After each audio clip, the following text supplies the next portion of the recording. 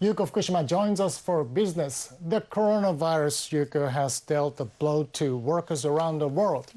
Many have suddenly found themselves with no income and no prospects of getting another job. Yes, and this harsh reality has put a spotlight on a long talked about idea called universal basic income. Now, it's like a permanent social benefit program where the government delivers a fixed monthly payment to all citizens. Is that a viable policy? It sounds like a big burden government debt. Yes, it definitely would be, and that's one reason why it has its skeptics. But there is a city in South America where it's already introduced universal basic income, and it seems to be working.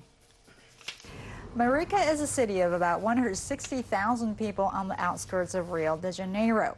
Maricá city government distributes basic income to almost a quarter of the population, mostly the poor. The program uses a local currency called Mumbuca. Residents can spend this electronic money via debit card or cell phone.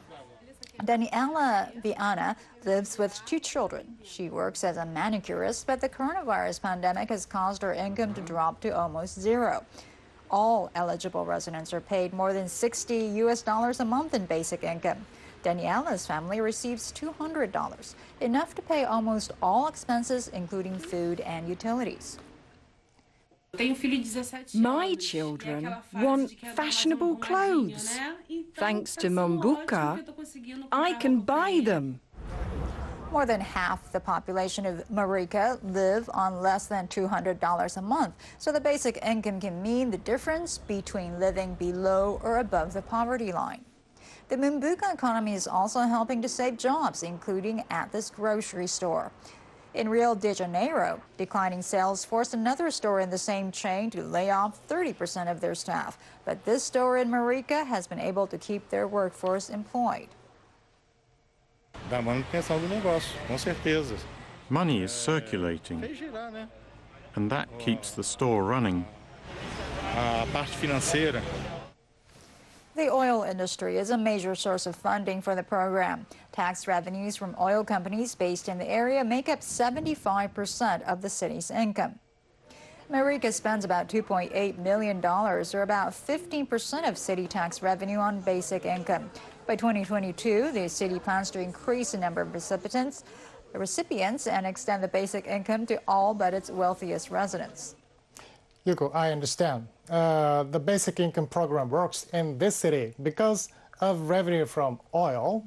But what about in a country like Japan, which cannot expect much revenue from natural resources, and also because it is struggling with ballooning debt, as we discussed yesterday? I just can't imagine how it would work.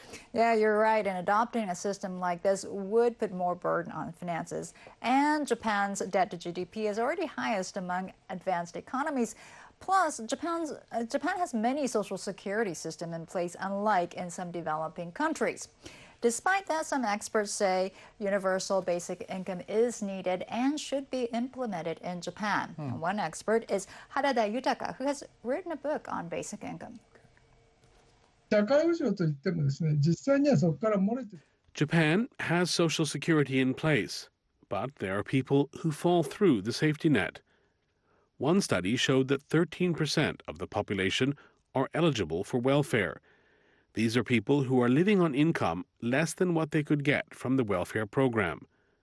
But only 1% of these eligible residents are actually receiving welfare. Well, Harada insists Japan can afford to operate a basic income program. He says it just requires a tweaking of the current social security measures.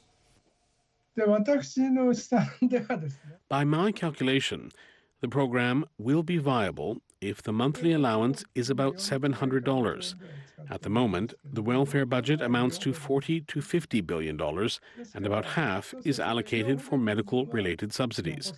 So, in the basic income scheme I envision, the government will leave that support in place, but replace all the other income-related subsidies with the basic income programs. So he's arguing that the basic income program is doable. So what do the critics say about this? Yeah, well, one expert opposed to introducing basic income is Konno Haruki. He heads a nonprofit organization that deals with worker welfare and poverty in Japan. Now, here's what he has to say. I think it's very questionable that medical subsidies and other basic services will be maintained if the basic income program of a $700 allowance is implemented. I don't think that will happen politically, and I am afraid many services will be abolished. Even before discussing the basic income, currently, there are many government policies that are lacking and preventing people from living a decent life. So who is right? I guess one thing we can say is that experts, whether they are for or against introducing basic income in Japan, both seem to agree that Social Security in Japan is not effectively helping the people and needs to be fixed as soon as possible.